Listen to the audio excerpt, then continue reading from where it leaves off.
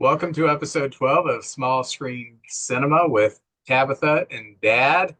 And we are going to review the classic made for TV film, Bill. We sure are. Nothing after that, just Bill. Four Nothing letter. needs to be said. Yeah, yeah. It's not There's Bill. Madonna, there's Rihanna, and then there's Bill. Bill, yeah. This was actually called Bill, Portrait of a Navy SEAL, but they shortened the title. If you want to watch Bill, and you should watch Bill, you can find it on YouTube, the complete movie. And I'm telling you, it's not easy to watch sometimes, and we'll go through that in a minute. It is excuse me, it is written by a man named Barry Morrow, and it's a true story based on his friendship with Bill Sackter and how Barry befriended him. Bill was a mentally challenged human being who had spent 46 years of his life in a mental institution, put in there when he was 7. And then when the 60s started rolling around, they started rethinking the way that they do institutionalization of people. Then he was put into an assimilation program, and he really wasn't very well equipped to deal with the outside world. And that's what this movie is about, how Barry Morrow, the writer, found Bill and how they met each other and how their relationship evolved. And it's a really cool story. And a little bit about Barry Morrow. He co-wrote Rain Man, and he based the character, the Dustin Hoffman character, uh, oh gosh, Raymond Babbitt, that was his name. He based him partly off of Bill Sackter and another man who was a savant named Kim Page, I believe, Kim something. But anyway, so Barry Morrow, his claim to fame, he won an Oscar as a co-writer of Rain Man. He is still with us today at the age of 77. So this movie is not just a movie by him, it is autobiographical about a portion of his life with his relationship with Bill. It is directed by Anthony Page, and his credits include The Lady Vanishes, Grace Kelly, Chernobyl, The Final Warning, and Scandal in a Small Town, all TV movies. And Mr. Page just celebrated his 90th birthday. Happy Very good. birthday. What'd you get him? It's in the mail. Oh, okay.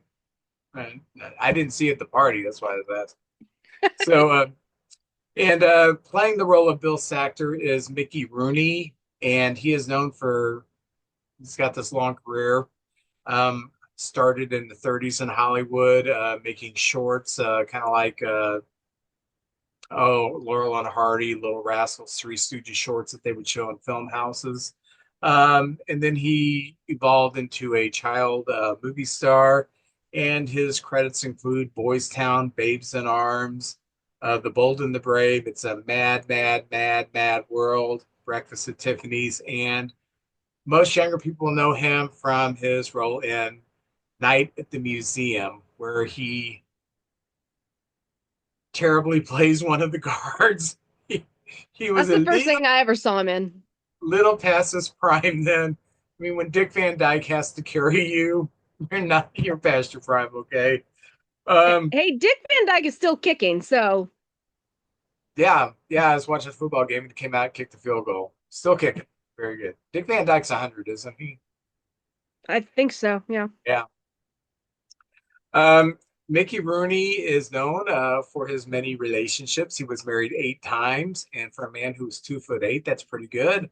Um, he died at the age of 93 in 2014, and he was, there were things scrambled in his brain. But for this Well, let's role, see how you are when you're 93. my brain's already scrambled at 59, so I know what's going to happen. Okay. So he did win an Emmy and a Golden Globe for this role as Bill, and I have to say he is fantastic in this role. Would you concur? I would. Yes. Okay. And playing Barry Morrow is a very young Dennis Quaid, who I hate because he's good looking. I'm just at an age where I hate all good looking men. Um, Jealousy? No, it's just plain hatred. Um, Dennis Quaid, he got his big break in the movie Breaking Away in 1979. He was also in The Right Stuff, Any Given Sunday, Traffic.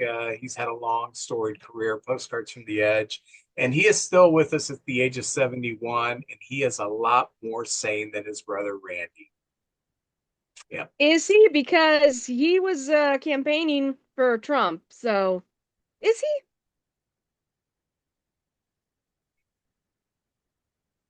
I mean, yeah, he's still more sane than Randy. So, um, Also, don't forget he was in The Parent Trap. Excuse you.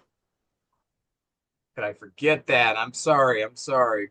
God. Playing his wife Beverly Morrow is Largo Woodruff, and she is known for movies The Fun House, Coward of the County, which was a big made-for-TV movie, and she was also in Jeepers Creepers too. And in that role, she was called Lady in the Car. So her career kind of is winding down. She's still with us at the age of 70. And playing the role of Marge Keating, the social worker who's in charge of Bill, is Anna Marie Horsford. I know her from the TV sitcom Amen, that had Sherman Helmsley. That was a fantastic show. She was also in the Wayans Brothers and The Shield, and she is still with us today at the age of 78. The original airing of Bill took place December 22nd, 1981, when a 14-year-old Vincey, 15 at this time, was just getting excited for Christmas. And it was on CBS. And it was up against the ABC shows Three's Company, John Ritter, Too Close for Comfort, oh gosh, the guy who played in Mary Tyler Moore, Ted Knight, yeah, he was in Too Close for Comfort, and Heart to Heart with Stephanie Powers and Robert Wagner. And then in NBC, they were up against Brett Mab Brett Maverick and Flamingo Road, and I am not familiar with either one of those. Are you? Yes. Brett Maverick was a one season sequel to Maverick. And Flamingo Road was one of those nighttime soaps that also only lasted a season. I only know it because it was created by Rita Lakin, who was a television writer in the 50s, 60s, and 70s, and I've read her autobiography. No. Okay. You know a lot more about that than me then. I had never heard of either of those two. Well, I've Uh, never heard of Amen, so oh, Amen was funny. It was yeah. Sherman Helmsley's a deacon of a church, and Hmm.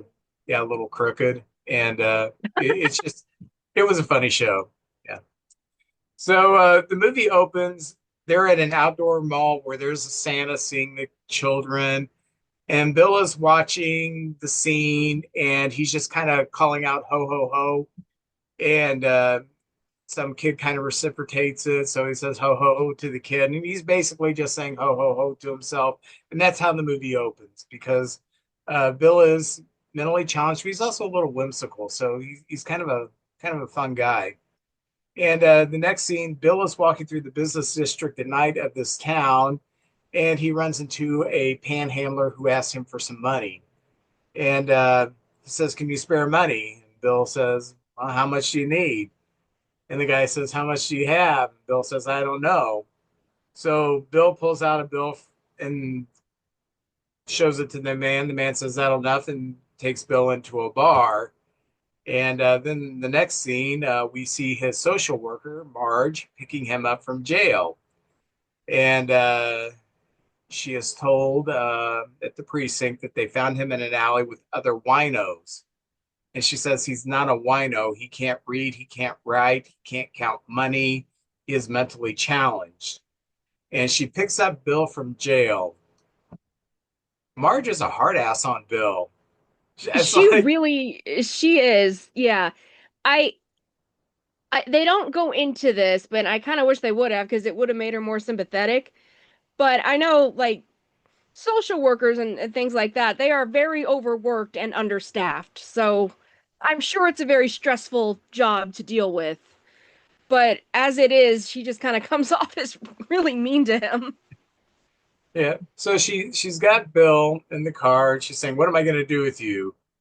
You've been out of Granville for a while." Granville was a state mental institution, and we'll get into that a little later.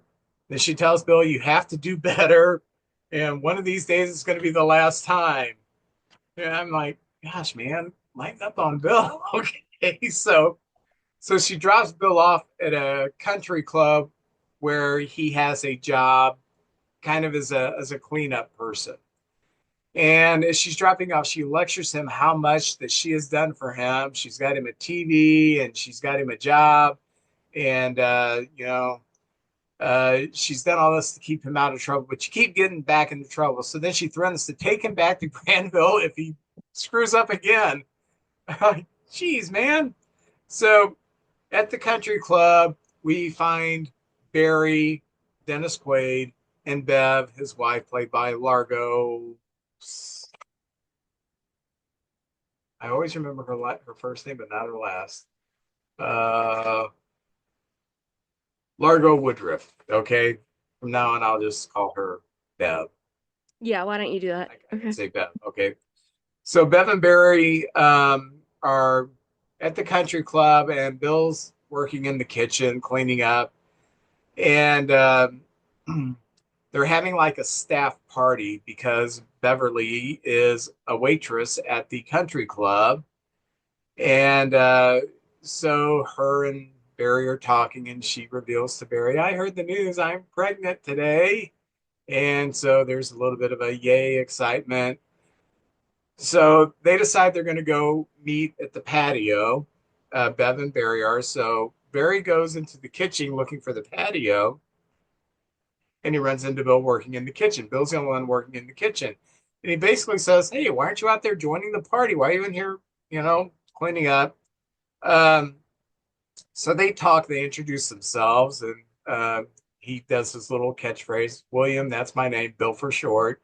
And throughout the whole movie, when someone says Bill for short. So uh, he tells Barry the story of how, because he's got, his face is a little beat up, how the night before he'd gotten beaten up. And, Bill's talking about how downtown is dangerous, that the cops might pinch you and send you back to Granville. And Barry says, "Isn't that the state mental institution?" And then Bev walks in and she says hi to Bill. So they obviously know each other from work. So then, as Bev and Barry are going to find the patio, Bill's still working, and then he yells as they're leaving. This is so nice. He says, "Is that your sweetie? Is that sweetie your wife?" "Yes." He says, "You're a lucky guy." Yeah. So next scene, Bev and Barry go to their small apartment later that night. They walk in, and there's a present there. Um, and Barry tells her, yeah, the doctor had already called him today. So he already knew of her pregnancy. So, you should kick your doctor in the nuts for breaking the news to me and not you. But anyway, I thought that was Right? a crappy thing to do. I did Uh, too. so, he buys her a juicer, which I thought was a weird gift. But I guess he's wanting her to be healthy during the pregnancy and everything. And Oh, I was thinking it's like because you're gonna be in the kitchen from now on the rest of your well, that goes without saying, okay? It's life. the late six or the early late 60s, I think, at this point. Um, so Barry tells her that he did not get a film grant that he was working on, and reveals that he's also been working on a script that has been turned down. And so they drink a toast to the baby, which, Bev, you don't drink when you're pregnant. What's wrong with you? Right? I was like, was that not a known thing yet in the late 60s? Hey, pour some vodka in that juicer and let's celebrate. So yeah, I want you to be healthy, so here's a juicer. Now let's have some champagne. Um, so the next scene, Sunday morning, Barry is throwing. Bev wakes up in the bed, and Barry's like throwing film away because they like live in a studio apartment, a really small one. And he's throwing away a documentary that he made that's been rejected. And then he says, you know, that Bill guy, that'd make a pretty good documentary. So he decides he's going to shoot a documentary on Bill Sackter. So the next scene, we have the first shooting of the Bill documentary. And he says, what do you want to call the movie, Bill? And Bill says, I Dream of Jeannie. He says, well, that name's been taken. How about the Bill Show? So, Bill, okay, we'll call it the Bill Show. So Bill is nervous and he asks Bill, you know, they haven't really started shooting anything. He's just got the cameras pointed at him. He says, what's wrong, Bill? And Bill says, I don't know about working those cameras. And then he explains to Bill, you don't have to do that. All you have to do is answer the questions that I ask you. They ask how old Bill is, and Bill says 34, 42, 58. Then he just says, I'm a spring chicken. So Yeah. that was kind of funny. So Bill uh, talks a lot about being at Granville. He says, I was at Granville so long, I didn't realize I was there. And I thought that was a great line. Um, it reminded me of like the Shawshank Redemption, you know, um, when you're there long enough. How, well, I can't remember the line now. You know, you've been in there so long that you're just a part of it now. Hmm. So he asked Barry asked Bill, why were you put in there? And he said, I was a low grade man. And Bill says, I don't want to talk about Granville anymore. And Barry tries to coax him into Barry's kind of being a dick here, you know, like, come on, tell me Yeah. about this Yeah. place that really screwed you up for 46 years, you know. But Barry's trying to tell him the Bills are leaving and he's kind of running off of it. He just keeps saying it's a hellhole. It's a hellhole. So they drop that, and in the next scene, he films Bill getting on the bus, and he's so wrapped up into getting the scene of Bill paying and getting on the bus. God, I need to get on the bus too. That's my what help. So That was pretty funny. that was funny. Yeah, Like running after the bus. yeah. So Barry goes home and he finds Bev, and Bev is not happy. Bev spends like half of this movie in bitch mode, and then she comes out of it. So um, she tells Barry, obviously coming home late. Dinner's in the oven. It's been 3 nights. And he says, it's going so good, I forgot about the time. And as someone who's very time conscious, I don't get that. I seldom lose track of time. Uh, so he's telling Bev that Bill is really coming out to him. And he admits, I really like him. As you know, I find him not just fascinating from I like him as a person. And Barry says when he says he is taking Bill to Granville next week, and Bev's like, why would you want to do that? Which made me, why would you want to do that? So in the next thing, they're going to Granville, and Bill doesn't want to go inside. They pull out that Bill doesn't want to go inside, and Barry's kind of like taking advantage of his mentally Yeah, challenged this state. is very exploitative right Yeah. now. Yeah. Don't you want to make the Bill show? Don't you trust me? He says, I trust you. You're my buddy. Yeah, And it was really given why don't you take your clothes off, honey? Don't you want to be in the pictures? You know? cha cha cha. Huh? Right. So, so they go inside, and the administrator at the facility, you know, says, "Hey, Bill, I want to show you. Got an old friend," and takes Bill to a an inmate there named Ray. And Bill and Ray have had a previous relationship from when Bill was in there. And Ray can't speak, but he keeps doing this because he wants Bill to play his harmonica because Bill can play the harmonica a little bit.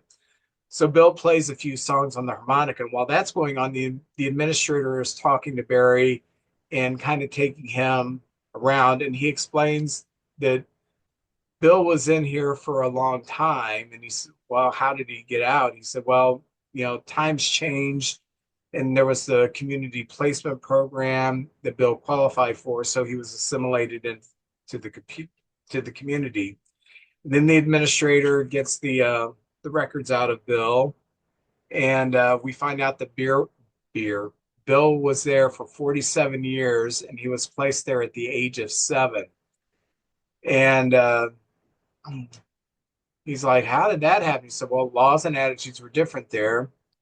What happened, and this is not really explained in the movie, but this is Bill's parents were Russian immigrants in real life, and his father passed away. They ran a grocery store. His father passed away when Bill was 7. And his mother, not knowing the language very well, and Bill was obviously having some issues. She didn't know what to do with him.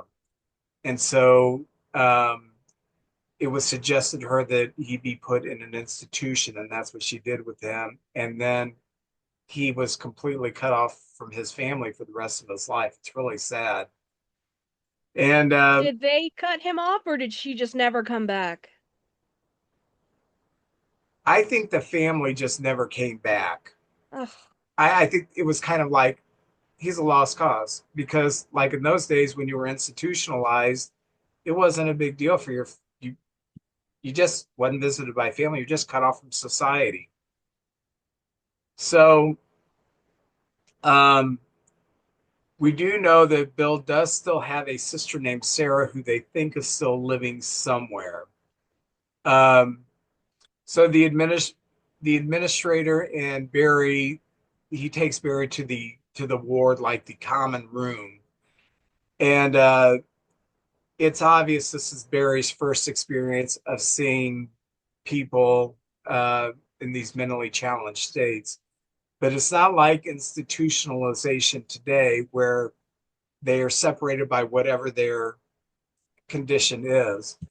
You had people on all ends of the spectrum. Um, you had some people who are just Down syndrome. You had some people who sometimes they were just mutes and they wouldn't know what to do with them, so they would put them in these places. Autism. So they just kind of threw everybody in this institution. And Barry is, you can tell by his face, he's shocked. And then it goes back to Bill playing the harmonica Wait, first. hold on, hold on, hold on, hold on. This scene, I don't know how things really ran, but it didn't seem like they put them in there, fed them, and kept them locked in, and that was about it. You know? Like they say Barry can't read or write or tell time, but did anyone try to teach him those things? Like, did Yeah, anyone really try?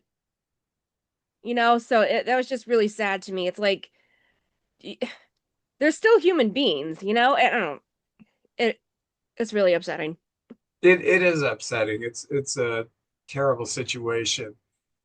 And I on a couple of occasions, whenever I was younger, I had occasions to visit a few of these places while I was in the ministry, and sometimes the lack of care and the apathy of the staff was just ridiculous. And I know you're around this environment every day as an employee, and the humanity is kind of overlooked and they become your work objects, and you just want them to behave and to let you do your job. And I think a lot of that went on in these places, and there was just no system of let's try to help these people. It's just like we're separating them from society so society doesn't have to deal with them. Yeah. And we come in here, we get a paycheck, we leave, make sure they're fed, bathe them, change their clothes, but they're work objects at this point. Mm-hmm. So Bill leaves his friend Ray to find Barry, and he can't find him. And you can tell Bill's thinking that he's been abandoned and left at Granville. So Barry goes to find Bill, and Bill's no longer in the room with Ray. So Barry's panicking, trying to find Bill. Bill's panicking, trying to find Barry. And after searching, they find each other, and Bill's just kind of facing a wall in a corner. And Barry finds him and says, Bill, and Bill turns around. And Barry tells Bill in a very touching moment that he wouldn't leave him here. And they embrace and leave. And they get to the car, and Barry apologizes to Bill. And I think this is when the light kind of goes off in Barry's head that I'm I'm exploiting him Yeah. for my documentary because he looks at him and he apologizes to him. I shouldn't have done that. That was a bad thing. And he tries to talk to Bill. You got a sister Sarah. Do you know anything about her? And Bill says that he does not like talking about his family.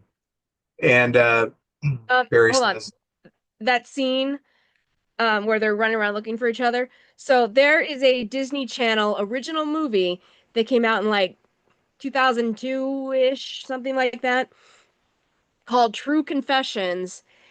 And it would not shock me if it was basically a more kid-oriented remake of this, because it stars a young Shia LaBeouf as a mentally challenged teenager and his sister making a documentary about him. And there is a scene very similar to that where he thinks his sister abandoned him and he's running around and screaming for her. And I haven't seen no, that movie in 20 years, but I was watching that scene and it came flooding back to me. So hmm. I just wanted to bring that up. No, I'm sure that this was an inspiration for that. Yeah. Yeah. So Barry asks Bill if he could look at his wallet to see his information because Bill can't read. And so he finds Bill's ID with his welfare agent, Marge's. Uh, that's his welfare agent. And he also finds a $2 bill. And Bill says, it's my lucky $2 bill. It's got President Jefferson. It's got the same birthday as old Bill here. So they go back and they're in like a I don't know, a room studio. I'm not quite sure, but they got a setup. Barry's got a guitar. Bill has a harmonica, and they're gonna record for the documentary. Barry and Bill singing with Bill playing the harmonica and everything, and Barry playing the guitar. So they sing "Where Have You Been, Billy Boy?" and Barry's playing guitar. Bill sings the first line. Bill does a harmonica, and then they end it with a duet. It's a really cool thing, and I like that scene.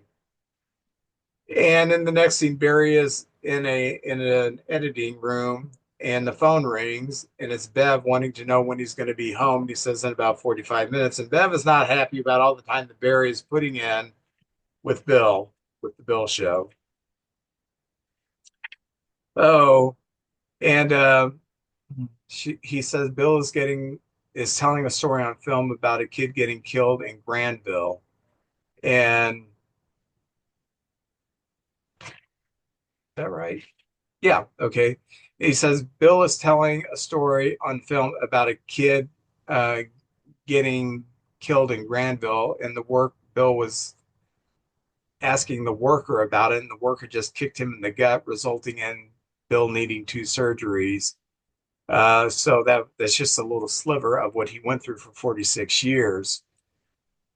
So in the next scene, Bev and Barry are looking at cribs, and Bev wants new things for the baby, not hand-me-downs. And this crib's like $100 something, which in today's money is probably really serious money. And Bev is really stressing about money. And she's, hey, you need to get a job, like a real job that pays like money.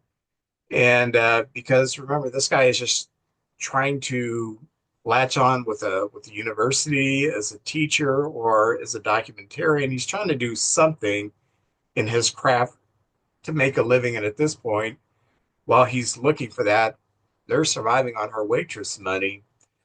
And she says, all you do is work on the Bill show. And she says, you apply for film grants and you get nothing. Nothing you do pays rent. We get by because I work as a waitress, which is coming to an end because I'm going to have a baby. And babies don't wait for film grants, Barry. You need to put the film on hold. I can't do this on my own. So Barry says, okay, I'm going to get a job and I'll put the Bill show on hold. She And says, she's right. She's not being a bitch. She's right. oh, yeah, at this point, I 100% agree with her. Yeah. So the next scene, they're at the country club and he picks up Bill and Bill presents Barry with a list, but of course he can't write, so it's just kind of chicken scratch.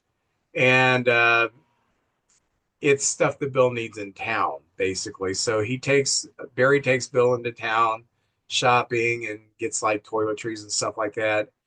And Barry tells Bill he won't be seeing him for a while. And he says, if we're not going to do the Bill show for a while, I'm going to see my sister Sarah. And Barry's like, oh, see your sister Sarah? You see your sister? He says, yeah, she lives on Florida Street. And Barry says, okay, well, let's go there. Where's Florida Street? He says, just fine. Just I'll tell you where to go. So Bill directs him into like a seedier part of town, and they see a lady walking, and Bill says, oh, there's my sister Sarah. So Barry stops the car. Bill gets out, and this lady is walking away, and Bill is calling, hey, Sarah, it's me, Bill. It's me, Bill. It's your sister, Bill. And of course, the lady is not Sarah. And Barry has to come and says, I'm sorry, he confused you with someone else. So they leave. So the next scene at the welfare office, Barry is trying to get documentation from Marge that Bill is awarded the state so he can get some new dentures because his teeth are all jacked up. Marge wants to know what is in it for Barry, being that they are now friends, because she's kind of skeptical. Why are you a friend with Bill?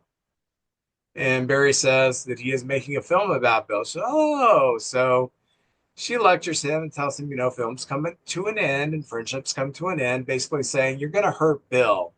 Yeah. And, so they kind of have this back and forth and basically says, listen, he needs new teeth regardless. He needs dentures. So Marge authorizes it. And she says, and, from now on, when you film, you have to have authorization from this office. And he's like, all right, whatever. And then she says, let me ask you a question. Would you invite Bill Sackter to your house to meet your parents? And I thought, boy, that is a good question. And I bet she's Hmm. used that line 100 times on people. But it really hit this time because it was on a TV movie. So, Yeah. um, so he gets home and Bev is practicing her breathing because that's what you have to do when you're pregnant. And Barry comes home from work and she says, come on, practice breathing with me. And Barry says that he is inviting Bill over. Well, first of all, he says, you know how we have lunch at my parents' house on Sunday? She's like, yeah. She tells she doesn't want to go. He says, I've invited Bill to come over Sunday to have lunch with the parents. And she says, oh, yeah, that's fine. I'm fine with that. So on the way to his parents, they're singing in the car. Bill's playing the harmonica. And they get there, and Bill's excited to be there. He's like, there's a tree. It's a big house. It's kind of in the country. He's really excited to be there. And so they go to the door, and Mom answers the door, and Mom greets Barry and Bev and just initially just ignores Bill. Just Yeah. kind of like, oh, he's short. I obviously don't see him. So there's kind of like, he's standing right there 2 feet from you. You He's down say, there. must be Bill, or who are you? Or Yeah. something. It was just kind of awkward. Um, so Dad comes and they introduce everybody to Bill, and so they go to have supper. There's automatically tension at the table, and you find out that the tension is not just because Bill is there, but because Dad and Barry have tension because Dad thinks Barry needs to get a job and Barry wants to follow his dream. So uh, the parents want the dad wants Barry to talk to some of his friends who can give him a job, like a decent job. And Barry says, I want to do what I want to do. And so Bill gets like a bunch of green beans because oh man, these look good, And Bill's talking the whole time. And then how many potatoes did you say he wanted? Like I don't remember. A Seven. lot of potatoes. Yeah, no, you can have one. How about four? Okay, so mom is pretty cool to Bill. And then so then the the the I almost called her a waitress. The uh servant. I don't know what to call her. What do you The call her? maid? I don't know. Maid? No, I guess the maid wouldn't do that. Housekeeper? I don't know. The lady they've hired to give them chicken. She walks to the table with a plate of chicken, and Bill just starts taking chicken, and he's got like 8 pieces on his plate, and Barry is telling him to don't, Bill, put it back, put it back, put it back. So Barry finally chews out Bill, and Bill leaves the table embarrassed and goes into another part of the house. And Bev coaxes Barry to go talk to Bill. Bill goes in, talks to, or Barry goes in, talks to Bill, and they apologize to each other. So in the next scene, Barry's at work and he's on the phone with Bill, which I thought was weird because we find out later that Bill can't use a telephone. Maybe he got someone to dial for him. Yeah, I don't know, but he's on the phone with Bill, and work is not too happy about this. And he tells Bill, because his boss is there and another worker's there, and he's on. Tells Bill, I have to work. Bev is about to have a baby. Basically, I can't deal with this right now. Hmm. Finally hangs up, and the boss makes a few snide remarks about him, getting his own phone.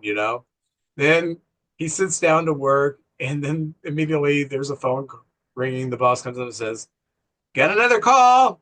And he gets on the phone thinking it's going to be Bill. No, it's news that Bev is having the baby. So the next thing, they come home with the baby, and it's a boy, and they name him Clayton, and they call him Clay for short.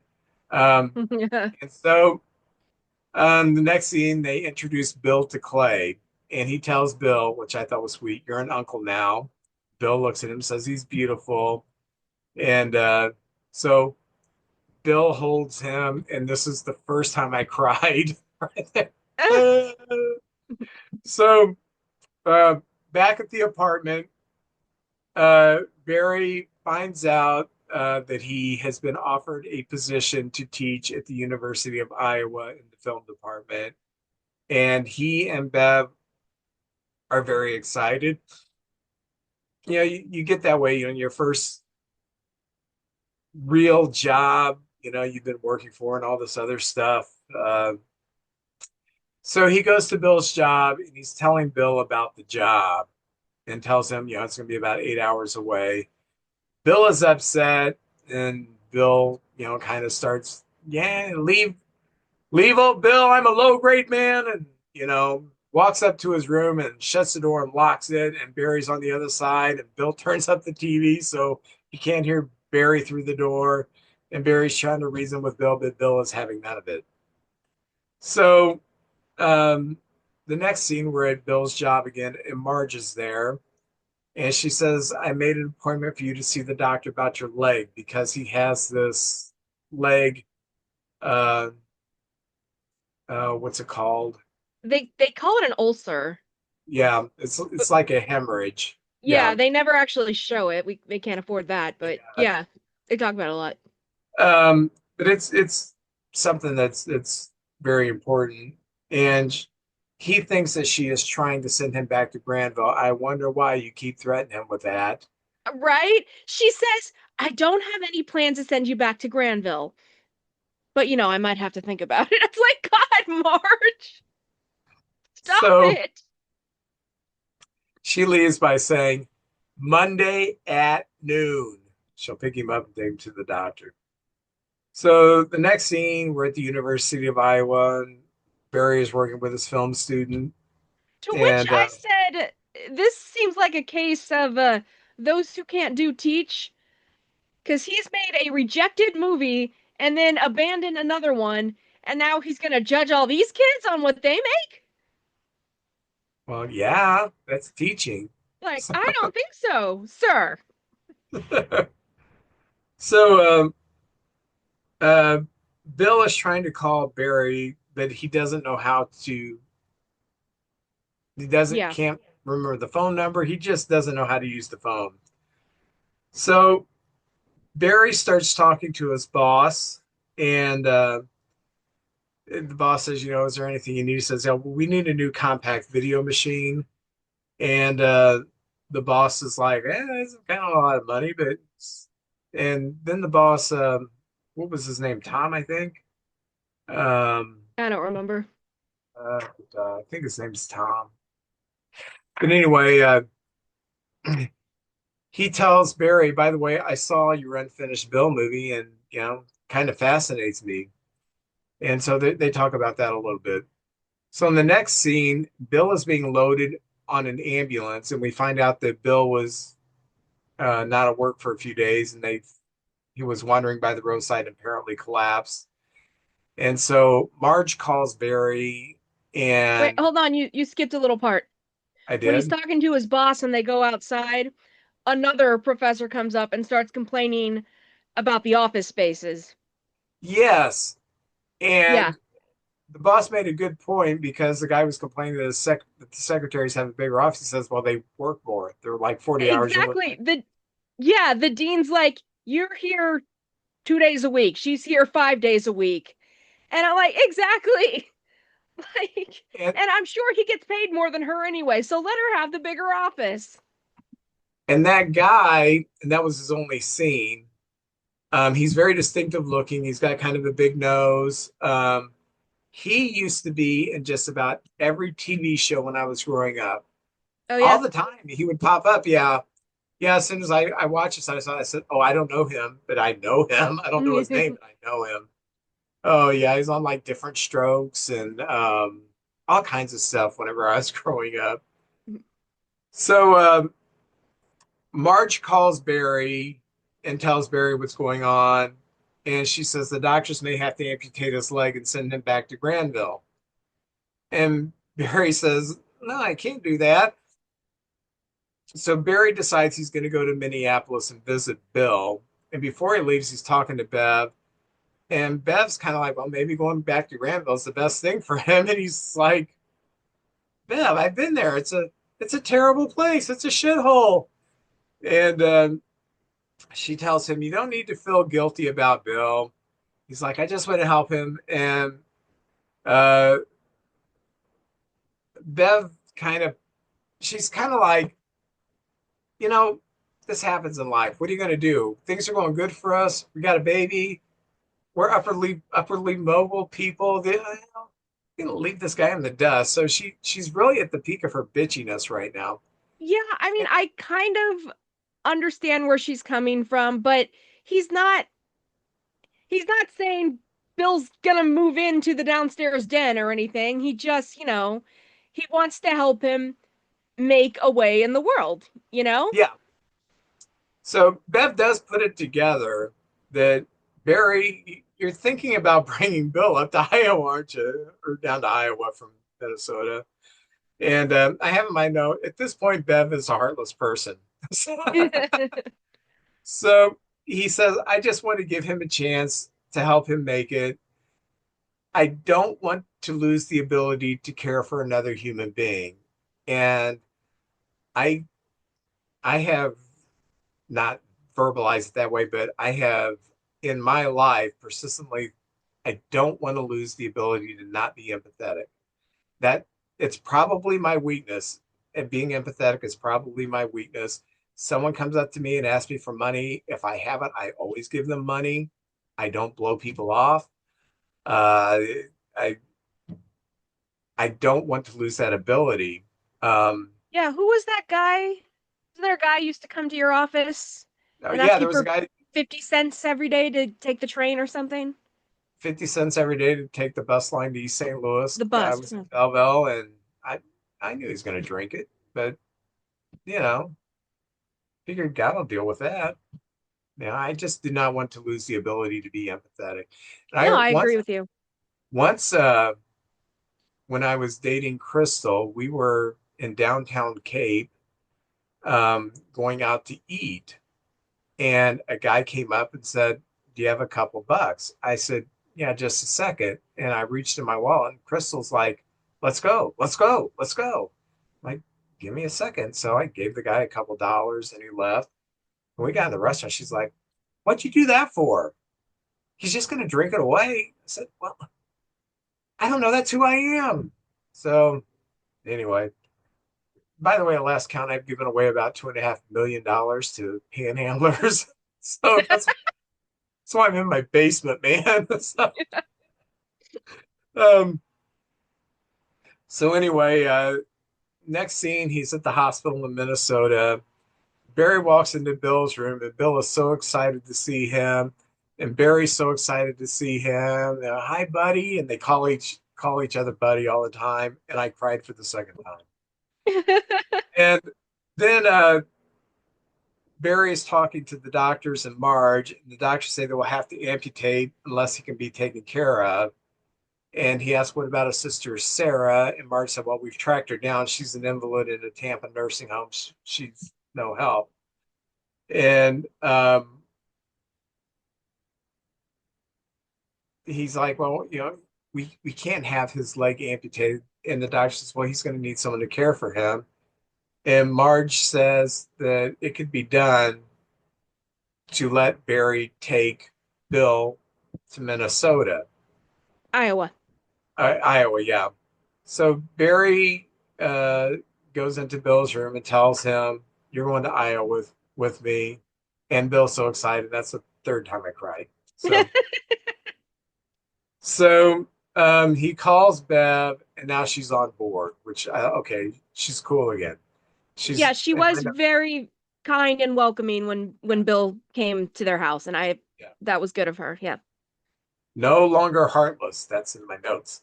So so back at home, Bev uh, Bev goes to greet Bill because Barry initially comes in and she's in the back room, the kitchen or something, probably juicing something. I don't know. And he, Probably splitting a vodka with the baby, you know. yeah, so um, Bill's in the front room. So she goes in there, she greets Bill, she gives him a kiss on the cheek and everything.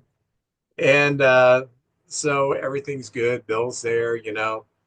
Um, Bill gets a job on campus. Barry's boss, Tom, gets him a job on campus doing odd jobs. And, Barry thanks his boss for helping him out. And That's very kind too. I feel yeah, that yeah, that needs saying, yeah. he's a good guy. Yeah.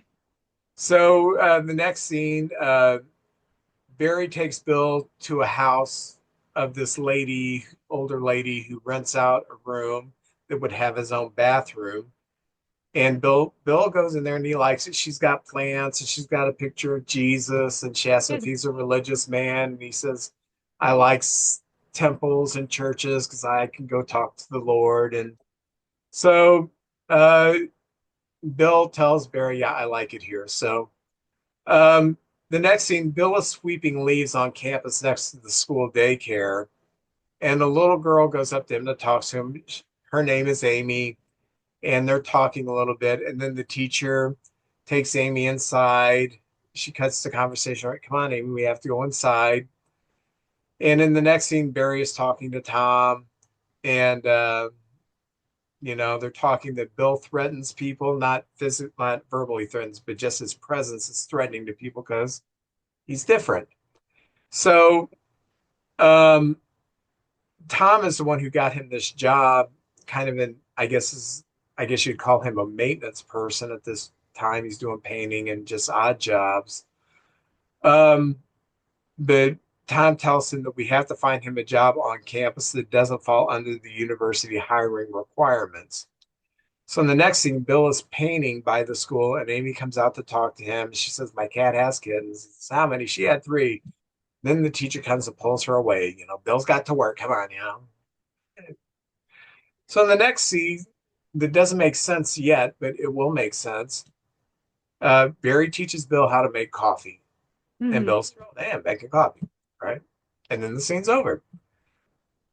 So back at the school, the kids are inside, and Bill finds one of Amy's gloves that she left on the playground. So he goes to the window and he shows her the glove.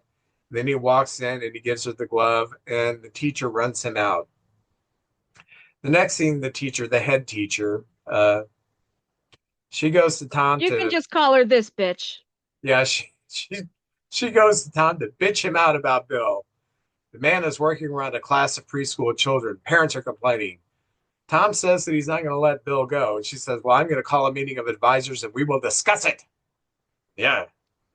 So the next thing, we're back at Bev and Barry's house. Barry is distraught. Bev is now understanding. Barry's saying, he's getting it from the teachers at the school. Some of the parents are complaining. Even the lady where he's living, she's saying some of the neighbors are complaints, and he actually uses the R word here. There's an R word living here. Yeah, But it, I can't remember when, but it's said earlier in the movie too, and I was just like, whoa.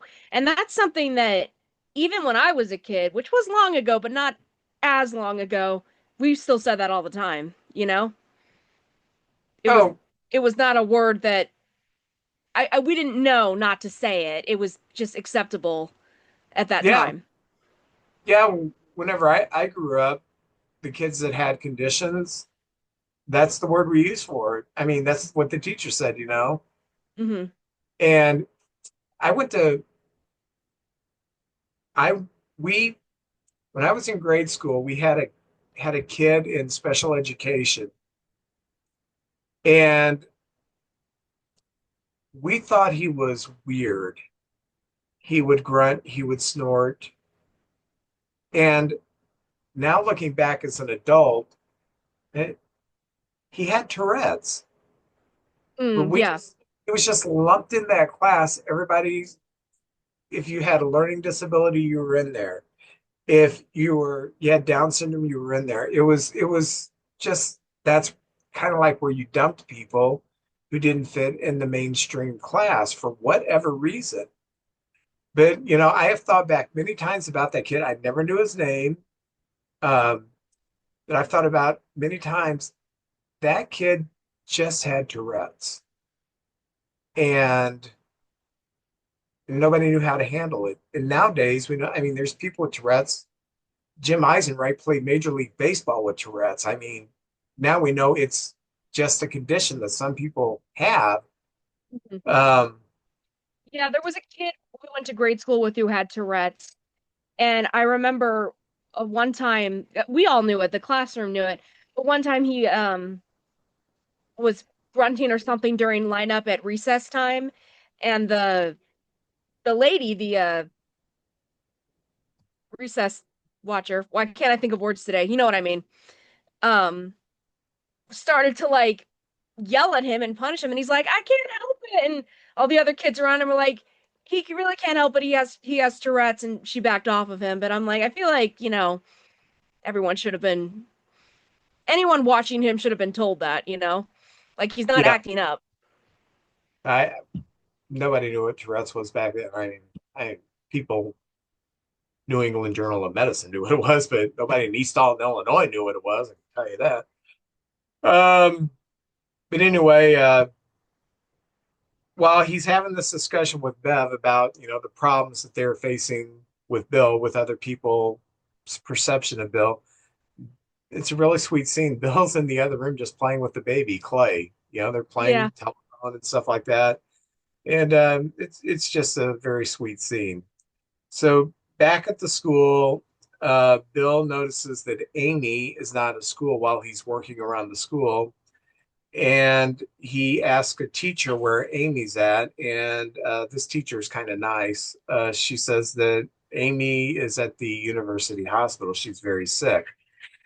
So we're back at Barry's, and Barry finds out that Bill's been gone all night and from the lady where Bill lives. And Barry does some investigating, goes to find him, and he talks to the nice teacher and finds out that Amy's at the university hospital with spinal meningitis. And so Barry goes to the hospital and sees Bill in the waiting room, and Bill has been in the waiting room for over 45, 24 hours.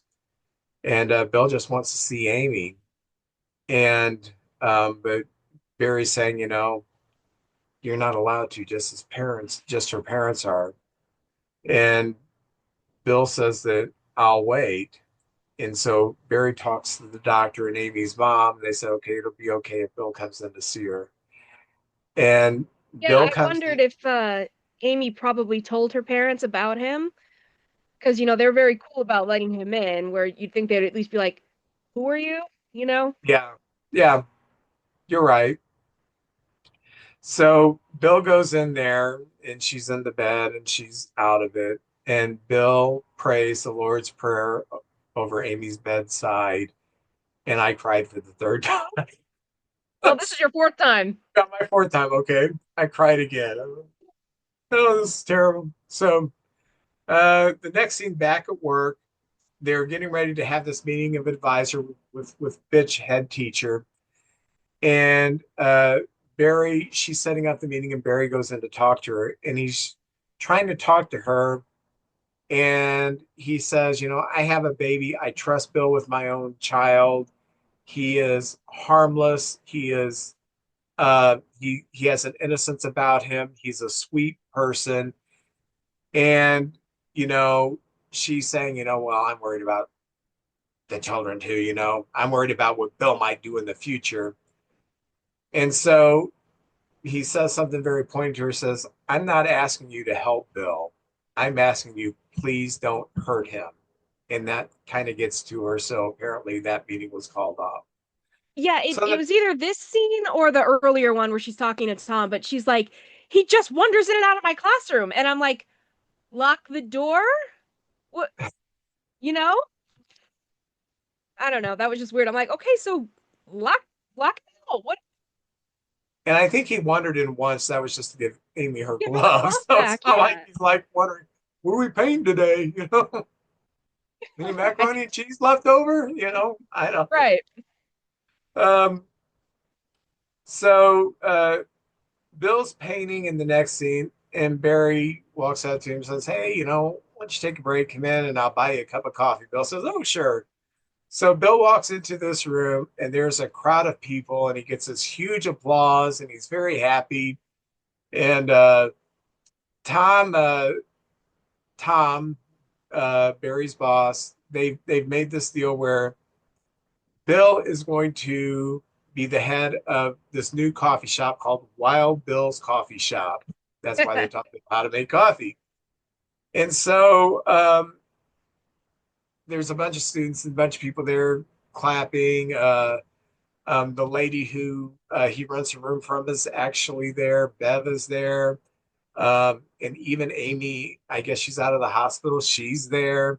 And they all sing for He's a Jolly Good Fellow. And it's just such a great scene. Mm-hmm. So in the next scene, Bill's at the coffee shop, and there's a student there, one of the college students, trying to teach Bill how to write his name, which is kind of cool.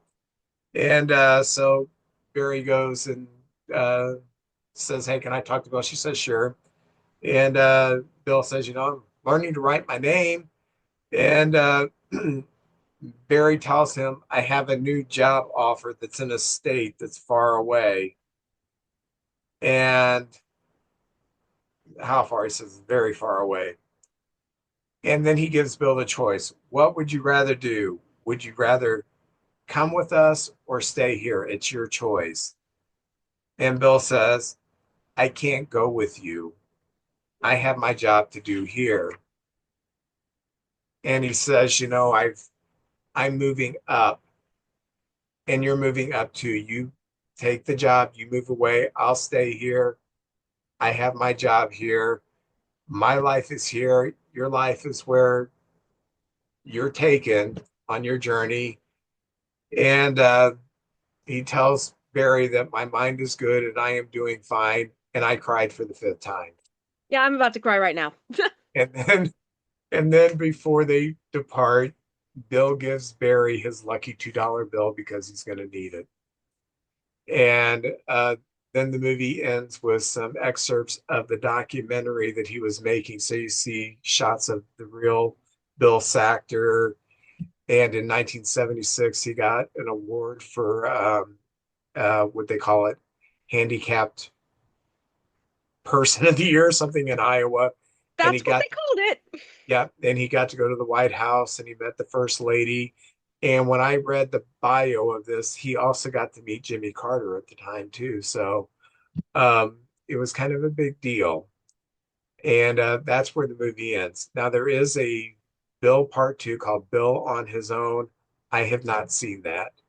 Um, but that was Bill. That was the hell I put Tabitha through. So Tabitha, Oh, you know the answer to this already. Did I see this at its first airing? Did I see it at a later time, or is this the first time I saw it? you saw it. Actually, I don't know the answer. You saw it the first time. No, I saw it at a later time. You saw it later. Okay. The movie came out. I got a story behind this. The movie came out in 1981. I'd never heard of it.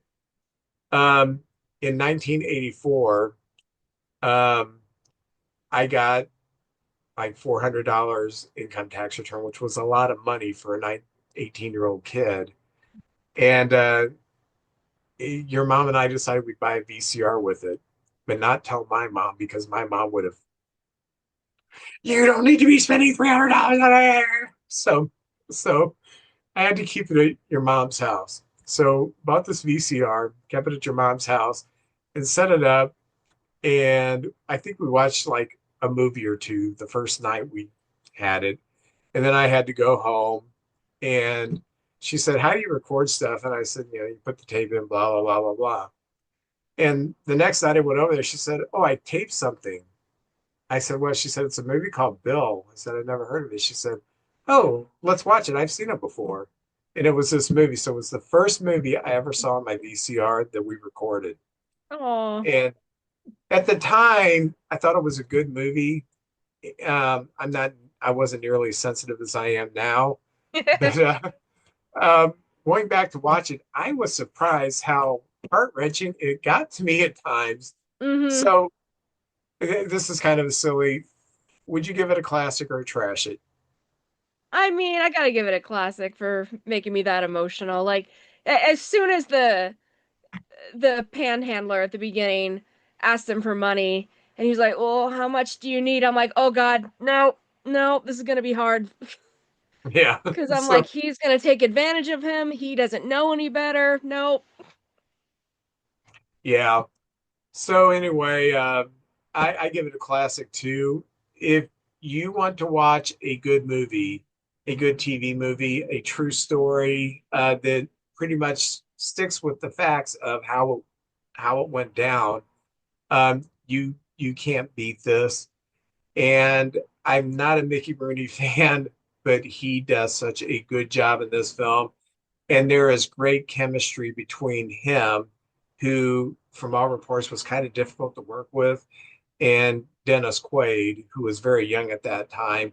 I think the only thing of note he had done by that time was Breaking Away. So he didn't have nearly the cachet that Mickey Rooney did, but they pull this off great. Yeah, And I agree. I just loved the movie more the second time I watched it. So It was a good choice. Good pick. oh, thank you, thank you, thank you.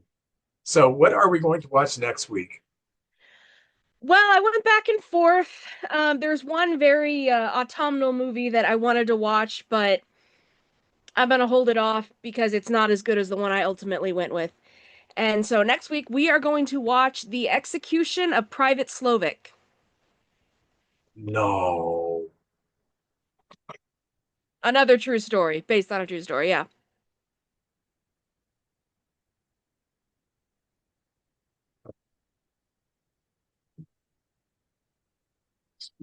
Are we going? Is that the only movie we're doing?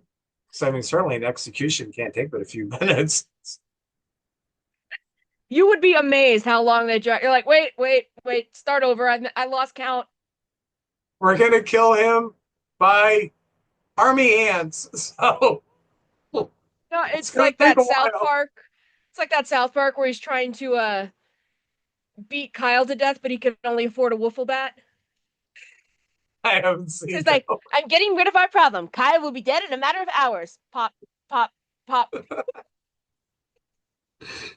Um, that kind of reminds me of when Captain Chaos would decide to flood the world. He just turned on his garden hose. Yeah, I remember that too. Oh, that Um, was yeah, so this is also on YouTube. It stars Martin Sheen and Ned Beatty. So Oh, and Gary Busey's in it too. It's got a pretty good cast. No, so Martin Sheen and Gary Busey. That's an interesting cast. They they've aged differently. Gary Indeed. Busey, I contend, since he had that motorcycle wreck where he banged his head on the curb, that was like in the late 80s. He has not been the same since. He is just, yeah, that knocked a few screws loose. He kept acting, but boy, He sure he's did. he's done some weird things since then. Well, anyway, well, thank you for joining us. And next week we will watch the execution of Private Slovik. And remember to watch that on YouTube. And we will see you next week. Bye bye.